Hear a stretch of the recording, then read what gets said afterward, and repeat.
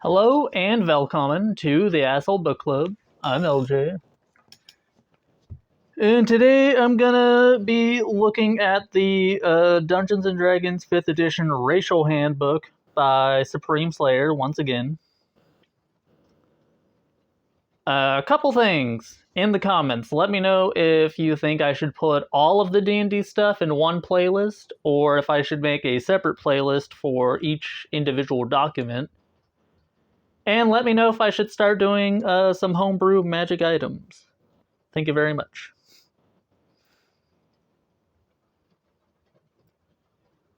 Alright, let's see.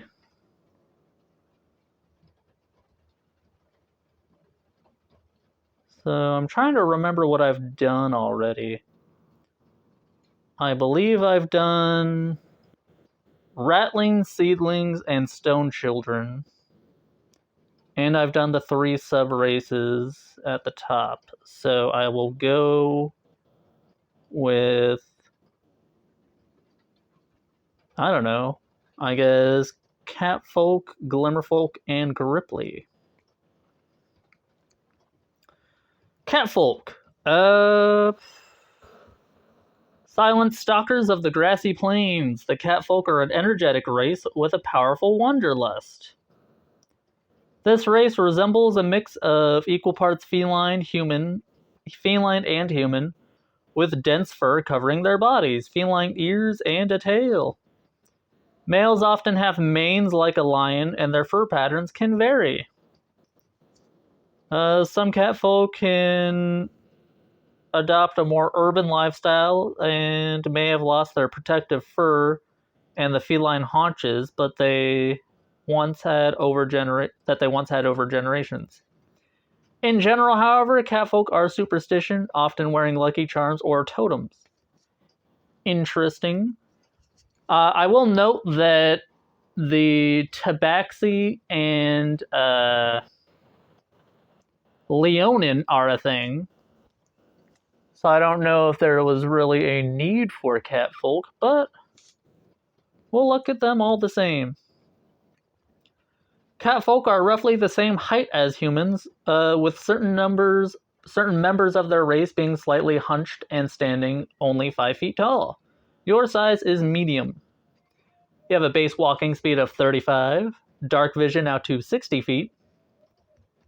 You have the sure climber trait. Your thick claws and adventurous nature have made you a more capable climber. You have advantage on ability checks you make related to climbing.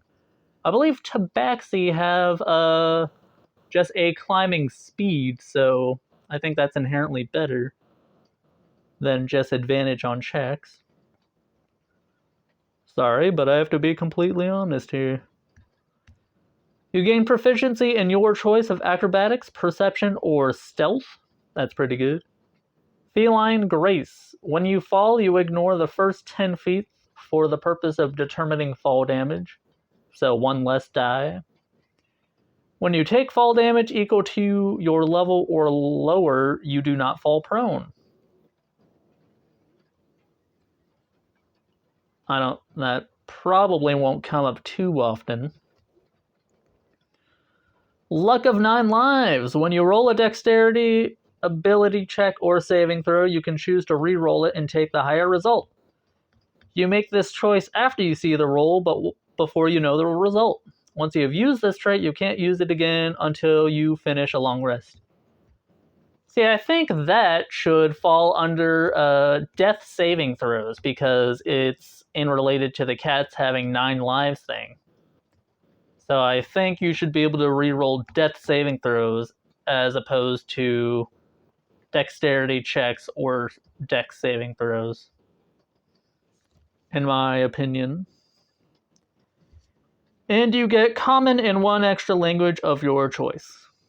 Okie dokie. Going down to Glimmerfolk. Glimmerfolk are a race touched by the plane of radiance. The celestial plane or a different radiant plane? It does not specify. With tan skin and angular elf-like features, one of their most distinguishing features are the magical sigils of light called Nimli that seem to always be accompanying them. Interesting. Which they use to innately cast their spells. Their kind tend to live solitary lives far away from other races, typically finding home in deep forests that radiate with the power of the Fae, where life is at its most natural. So are they Fae or are they celestial beings? I don't really know where you're going, what you're going for here. They have a natural talent for the arts, especially singing and dancing, often incorporating their Nimli into their performances. Most Glimmerfolk have a fragile constitution and a fear of corruption from the outside world, but the stronger and braver of their kind will sometimes seek other societies in an attempt to spread their light. You have the following traits. Your dexterity increases by 2 and your charisma increases by 1. But if you go by the alternate stat rules, you can put those into whatever. Glimmerfolk generally age at the same rate as humans. Alignment doesn't matter because you can choose your own alignment. Slightly taller and sleeker than humans, Glimmerfolk range from 5.5 to slightly over 6 feet tall. That's about the same as humans. Your size is medium. Your walking speed is 30. You have advantage on saving throws against being blinded. That won't come up too much. You gain proficiency in the performance skill. Cool. Nimli magic. You have a pool of Nimlis, magical sigils of light that dance around your body. You begin with 1 Nimli per long rest, increasing to 2 at 3rd level and 3 at 5th level. As an action, you can spend the indicated amount of Nimlis to cast one of the following spells at its lowest level, or cast it at a higher level by spending 1 more Nimli per each additional spell slot. Color Spray costs 1 Nimli. Magic Missile costs 1. Mirror Image costs 2. In addition, you know the Dancing Lights cantrip, and may spend 1 Nimli to increase its duration to 1 hour. Charisma is your spellcasting ability for these spells, and you regain all Nimlis when you finish a long rest. You can speak, read, write, both common and Sylvan.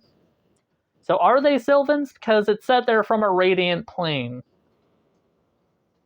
I don't know too much about the Feywilds. Is there a radiant plane there? I know there's the Shadowfell.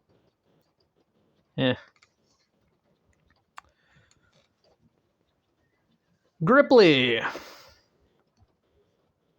The Gripply stand as a small humanoid frog with colorful skin, ranging in a variety of colors, sometimes even bright blue.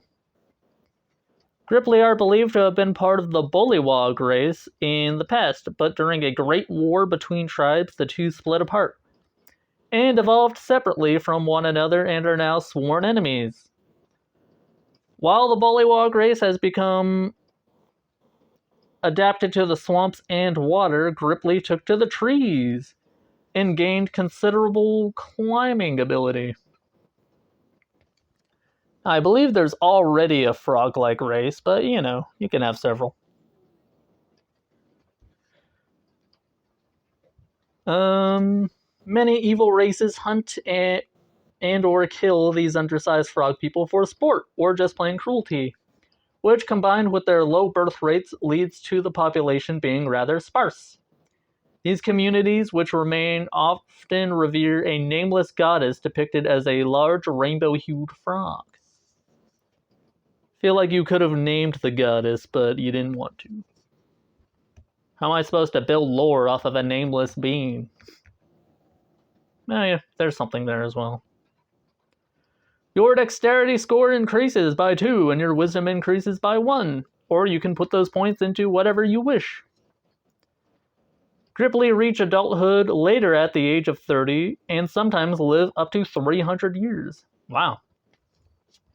Your alignment can be whatever you want. Your size is small, never reaching more than a few inches over 3 feet in height. Your base walking speed is 25 feet, and you have a climbing speed of 20 feet. Dark vision out to a range of 60 feet. You gain the jungle camouflage trait that gives you advantage on stealth checks made to hide in forested terrain.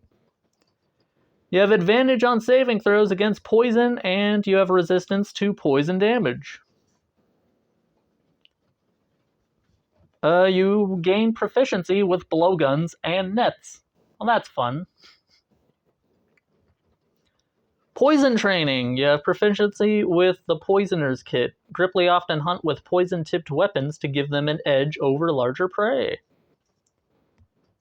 Your jump height is increased by 5 feet, and your jump distance is increased by 10 feet, whether or not you have a running start. You gain the ability to communicate simple concepts to other amphibians, such as frogs and toads, when you speak in Bullywug. And you get the languages of Common and Bullywug. Okay. Those are the 3 races I'm covering today. Once again, thank you to Supreme Slayer for making this a free document. And if you would like to get this for yourself, let me grab the full name for you. You can go on to dmsguild.com and get Dungeons & Dragons 5th Edition Racial Handbook, over 40 new races and sub-races by Supreme Slayer. I will also put a version of that title, because it's really long, in the description. If you made it this far, thank you so much for watching the full video. Please like, subscribe, and comment if there's any D&D opinions you have whatsoever. About this, about other stuff, just let me know. Have a great day, everyone, and hey-da.